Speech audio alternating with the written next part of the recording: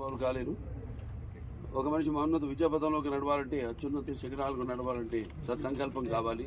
అప్పుడు దీక్ష పొనాలి, నీ దారిలో నువ్వు నడవాలి. నేహాభిగ్రహణ శక్తి ప్రత్యభాయత విద్యతే స్వల్పమపస్య ధర్మస్య త్రాయితే మనతో భయాత్ అంటాం.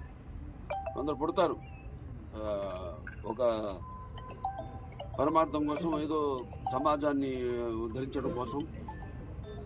అంటే వాళ్ళకి చావు పుట్టుకలతో సంబంధం ఉండదు. సో ఎన్టీఆర్ అంటే ఒక నటులకు నిర్వచనం. ఎన్టీఆర్ అంటే నవరసాలకు ఒక అలంకారం. ఎన్టీఆర్ అంటే ఆయన నటన ఒక విశ్వవిద్యాలయం. ఎన్టీఆర్ అంటే ఒక నవ శకానికి ఆరంభ మంత్రం. నిత్యామృతాన్ని తాగిన ఒక దేవుడిలా మారాడు. మరణమే లేని చిరస్మరణీయ మహనీయుడు అనిపించుకున్నాడు ఆయన. అలాగే ఎవరు అంత ఘనంగా